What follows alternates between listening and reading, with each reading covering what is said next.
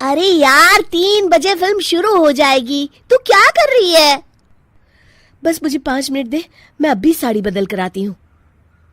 अरे बहू, तू अचानक कहाँ जा रही है? तेरी सास तुझे आवाज दे रही है। अरे छोड़ ना, ये बुढ़िया कभी नहीं सुधरेगी। क्या हुआ माँ जी? मैंने आपको कितनी बार मना किया है कि मुझे जाते हुए टोका मत कीजिए। मैं फिल्म देखने जा रही हूँ। तू अभी चली जाएगी तो मेरे लिए खाना कौन बनाएगा बहू? सुबह से भूखी बैठी हूँ।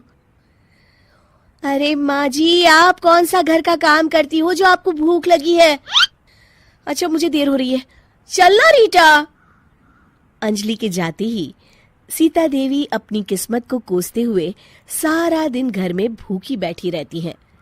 इस तरह अंजलि अपना बहू होने का कर्तव्य कभी नहीं निभाती थी। वहीं दूसरी तरफ अपनी सास के खाते से पैसे निकाल के अपने शौक पूरे करती थी। लेकिन सीता देवी इस उम्मीद पर थी कि एक दिन उसकी बहू सुधर जाएगी। फिर एक दिन सीता देवी की जुड़वा बहन गीता देवी वहां आती है। अपनी बहन को घर के काम करते हुए देख गीता देवी आग बबूला हो जाती है। अरे ये सब यहाँ क्या चल रहा है सीता? तेरी बहू कहाँ है जो तू घर के काम कर रही है? सीता देवी भावुक होकर रोने लगती है। अब तुझसे क्या छुपाऊं? मेरी बहू रत्ती भर भी मेरी इज्जत नहीं करती। मजबूरी में मुझे घर के सारे काम करने पड़ते हैं।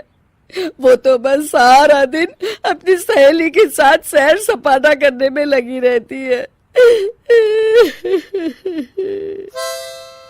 अच्छा, तो उस चिड़िया के पर निकल आए। तू चिंता मत कर, मैं ऐसी कई बिगड़ैल बहुओं को ठीक कर चुकी हूँ। अब मैं इस चुड़ैल से निपटूंगी। तू कुछ दिनों के लिए मेरे घर चली जा, मेरी बहू तेरी अच्छी देखभाल करेगी। फिर दोनों बहनें आपस में साड़ियां बदल लेती हैं और सीता देवी अपनी बहन के घर चली जाती हैं। देर रात अंजलि जब घर आती है तो अपने कमरे का नजारा देख उसकी आंखें फटी की फटी रह जाती है। हे राम, मेरे कमरे का एसी कहाँ चला गया? और मेरा 56 इंच का एलईडी टीवी कौन ले गया? अंजलि तैस के साथ अपनी सास के कमरे में जाती है। तभी वो देखती है कि उसके कमरे का एसी और टीवी उसकी सास के कमरे में लगा है और गीता देवी आराम से एसी की हवा खाते हुए सास बहू सीरियल का मजा ले रही है।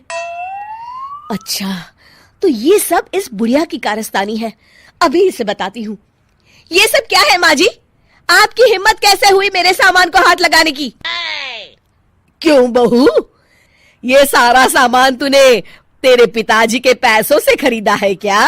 है?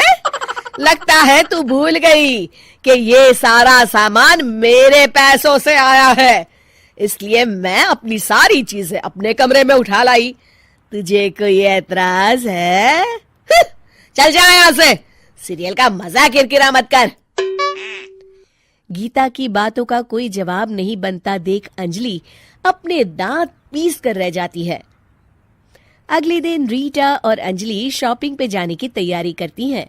अंजलि जैसे ही अपनी स्कूटी पर बैठती है तभी गीता देवी स्कूटी की चाबी निकाल लेती हैं। अरे, ये स्कूटी कहाँ लिए जा रही है? ये भी मेरी कमाई की है। माँ जी, ये तो आप हाथ कर रही हैं। मैं बाहर पैदल जाऊंगी क्या? हाँ, पैदल जा। वैसे भी तुझे घूमने का शौक है, मुझे नहीं।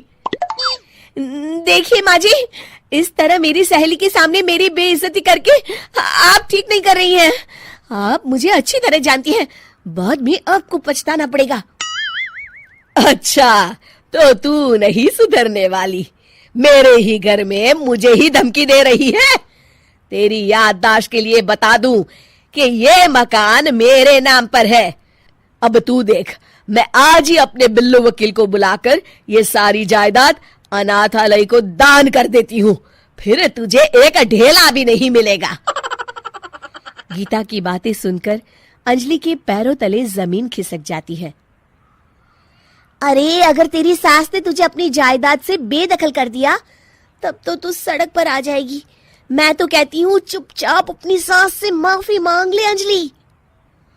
हाँ, तो बिल्कुल सही कहती है, मेरी सास का कोई भरोसा नहीं है। अरे नहीं नहीं माँ जी, ऐसा गजब मत करिए। आज के बाद मैं आपको कोई तकलीफ नहीं दूंगी और घर के सारे काम ना मैं ही कर लूंगी। मैं आपको एक अच्छी बहू बनकर दिखाऊंगी। कुछ दिनों के बाद, ये लीजिए माँ जी, आराम से गाजर का हलवा खाइए।